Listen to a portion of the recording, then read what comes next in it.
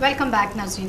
Break کے بعد ہمیں جوائن کیا ہے امین حیدر صاحب نے جو کہ ینگ سوشیولوجسٹ ہیں. بہت شکریہ امین صاحب آپ کا. اور ان کے ساتھ تشریف فرما ہے محمد طاہر صاحب, آپ کا بہت شکریہ, آپ حکومتی نمائندے. اس سے پہلے کہ میں اپنے مہمانوں کی جانب آؤں, اپنے ناظرین کو بتاتی چلوں کہ علمی آبادیات کے ماہر تھامس مالتھس کا کہنا ہے کہ انسانی آبادی میں جو اضافہ ہے وہ جیومیٹریکل انداز میں ہوتا ہے, یعنی 2, 4, 8, 16 اور 32, اور جو وسائل میں اضافہ ہے وہ ارتھمیٹیکل انداز میں ہوتا ہے, یعنی 1, 2, 3, 4, 5, 6. اور ان کے مطابق انسانی آبادی ہر 25 سال بعد جو ہے وہ 2 گنا ہو جاتی ہے, جبکہ وسائل میں اس تیزی سے یا اس رفتار سے قطعاً اضافہ نہیں ہوتا, چاہے وہ ترقی یافتہ ممالک ہوں یا پھر ترقی پذیر ممالک. امین صاحب آپ کی جانب آؤں گی, اگر آبادی کا زیادہ ہونا ایک مسئلہ ہے تو پھر چائنا آج ترقی یافتہ ممالک کی صف میں کیوں کھڑا ہے؟ تھینک یو سو مچ مصباح. آپ کے کویسچن کی طرف آتا ہوں کہ اتنی آبادی ہونے کے باوجود بھی چائنا جو ہے وہ ترقی یافتہ ممالک کی صف میں کیوں کھڑا ہے. اس کی چند ایک بیسک ریزنز ہیں. چائنا کی چند ایسی پالیسیز ہیں, چند ایسے سٹیپس ہیں جو اس نے بر وقت اٹھائے, اور آج ہم سے 2 سال بعد وہ آزاد ہوا, لیکن آج ترقی کی دوڑ میں وہ ہم سے بہت آگے ہے. وہ سٹیپس میں آپ سے شیئر کرتا ہوں. سب سے پہلے چائنا نے دیکھا کہ میری آبادی بہت زیادہ ہے, اس نے سب سے پہلے اپنی آبادی پہ چیک رکھا. 1 بچے کی پالیسی جو ہے اس نے دی کہ 1 سے زیادہ بچے آپ پیدا نہیں کر سکتے. عوام نے اس پہ عمل کیا. ایک طرف سے آبادی رکی, دوسری طرف اس نے جو بے روزگار نوجوان تھے ان کو روزگار دینے کے لیے 2 کام کیے. ایک کام یہ کیا کہ اپنے نوجوانوں کو انہوں نے ہنرمند بنایا, اور دوسرا اس کے ساتھ ہی ساتھ انہوں نے یہ کیا کہ انہوں نے اپنے لوکل لیول پہ انڈسٹریز لگانی شروع کی, حتیٰ کہ سوئی سے لے کر ہوائی جہاز تک ہر چیز انہوں نے لوکل لیول پہ تیار کرنا شروع کی. اس سے ایک تو اکنامیکلی انہیں فائدہ ہوا کہ جتنی کم ان کی امپورٹس ہوئیں اور جتنی زیادہ ان کی ایکسپورٹس ہوئیں وہ اکنامیکلی مضبوط ہوتے چلے گئے. اور دوسرا کہ جیسے جیسے ان کے نوجوان ہنرمند ہوتے گئے اور لوکل انڈسٹریز میں وہ کام کرتے چلے گئے, ان کا ملک ترقی کرتا چلا گیا. تو یہ چند ایک بیسک ریزنز ہیں جن کی وجہ سے چائنا آج ترقی یافتہ ممالک کی صف میں کھڑا ہے. تاہا آپ کی جانب آؤں گی. آبادی کو کنٹرول کرنے کے جتنے بھی طریقے ہیں بہت سے لوگ انہیں مناسب نہیں سمجھتے, تو سوال یہ ہے کہ پھر آبادی کو کنٹرول کرنے کے لیے کون سی حکمت عملی اپنائی جائے؟ اس میں سب سے دلچسپ پہلو یہ ہے کہ آپ جو محکمہ بہبود آبادی ہے اس کے سیمینارز اٹھا کے دیکھیں, اس کا ان کی ایک ریسرچ ہے. ریسرچ کے مطابق جو خواتین ہیں ان کو ان طریقوں پہ اعتراض نہیں ہے, مردوں کو ان طریقوں پہ زیادہ اعتراض ہے. اور دوسری بات یہ کہ اس میں ہم لوگوں سے جو محکمہ بہبود آبادی والے یا حکومتی نمائندے ہیں ان سے کچھ غلطی ہوئی. غلطی میسج میں اس طرح ہوئی کہ ان لوگوں نے اپنی کیمپینز میں, اپنے ایڈز میں آئیڈیل سچویشن کو پورٹرے کیا, ایک لڑکا ایک لڑکی خوشحال خاندان, تو وائی ناٹ 2 لڑکے ہو جائیں یا 2 لڑکیاں ہو جائیں. اس معاملے میں ان لوگوں کو اس کی ضرورت ہے. میں مصباح طاہا کی بات کو آگے بڑھاتے ہوئے کچھ پوائنٹس اس میں ایڈ کرنا چاہوں گا. بات آپ نے کی تھی کہ بہت سے لوگوں کو اعتراض ہے. جی بالکل, یہ الگ سے ایک ڈیبیٹیبل ایشو ہے.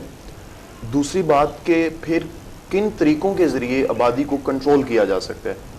اس میں سب سے پہلے تو یہ دیکھیں کہ اس اعتراض کو ختم کیا جائے کہ لوگوں کو اعتراض کیوں ہے. وہ طاہا نے بالکل ٹھیک کہا کہ ایجوکیشن کی کمی ہے.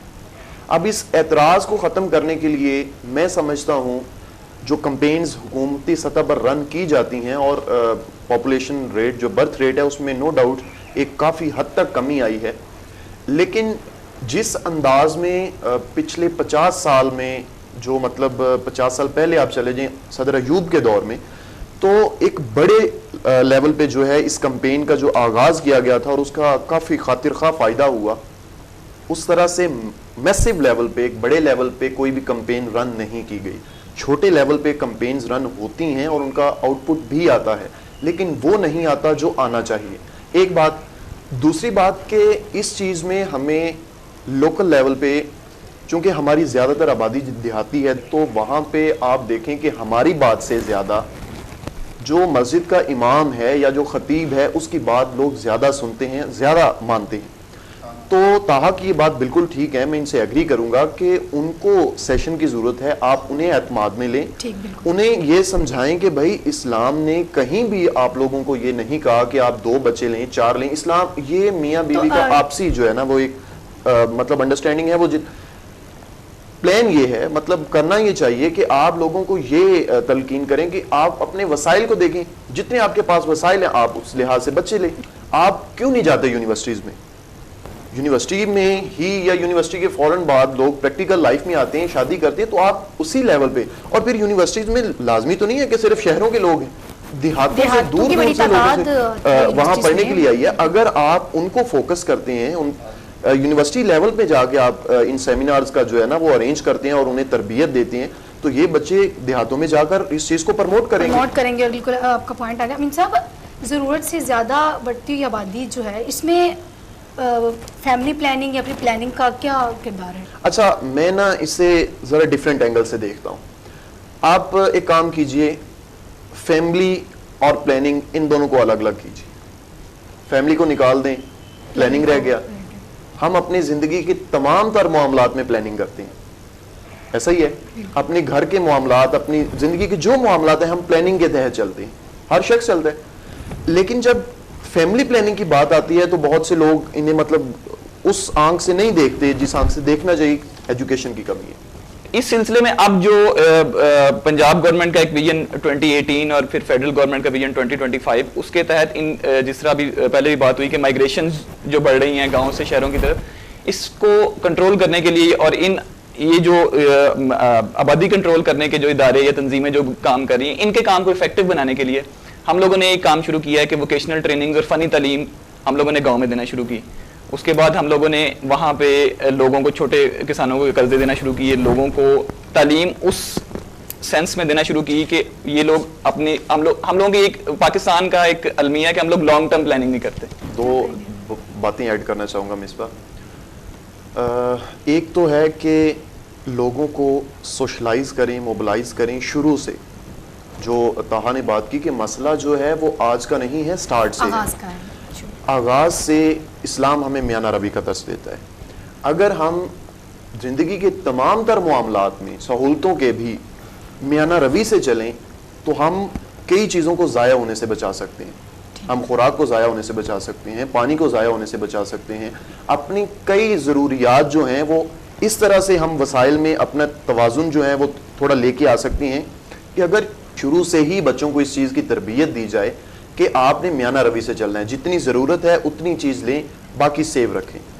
دوسرا اس میں کام جو گورنمنٹ کو کرنا چاہیے, بلکہ تمام پارٹیز سے جو میری ریکویسٹ ہوگی, جو بھی ہمارا پروگرام دیکھ رہے ہیں, سن رہے ہیں, میں ان سے ریکویسٹ کروں گا کہ وہ ایسا کریں کہ جو ملکی ایشوز ہیں اور ایک عرصے سے چلتے آ رہے ہیں, ان کے اوپر کوئی گورنمنٹ لیول پہ پالیسی نہیں, اسٹیٹ لیول پہ پالیسی بنا دیں, اور گورنمنٹ جو بھی آئے اس پالیسی کے اوپر ہی کام کرے, تو تب بھی یہ مسئلہ جو ہے ان دا لانگ رن جا کے یہ حل ہو سکتا ہے. ٹھیک ہے.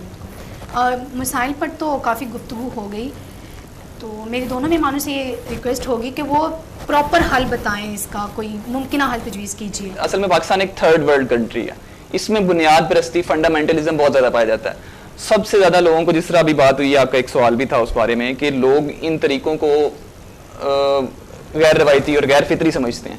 ایسا کچھ بھی نہیں ہے. ایک پاپولیشن ڈینسٹی ہوتی ہے کہ پر اسکوائر کلومیٹر کتنے لوگ رہتے ہیں. اگر ایک خاص حد سے زیادہ وہ لوگ رہنا شروع ہو جائیں گے تو وہی بات کہ جو ہے وسائل اور مسائل میں توازن جو ہے وہ بگڑ جائے گا, اور دونوں چیزیں جو ہے وہ بہت مشکل ہو جائیں گی کنٹرول کرنا. اچھا, اس میں ایک اور بھی کانسیپٹ پایا جاتا ہے, اولاد نرینہ کا, یعنی بیٹا ہو. ابھی مطلب پہلی بیٹی ہوئی, بیٹے کی خواہش میں دوسری بیٹی, تیسری بیٹی, اینڈ سو آن. اب یہ سلسلہ کہاں پہ جا کے رکتا ہے یہ تو میاں بیوی ان کی ذاتی انڈرسٹینڈنگ ہے.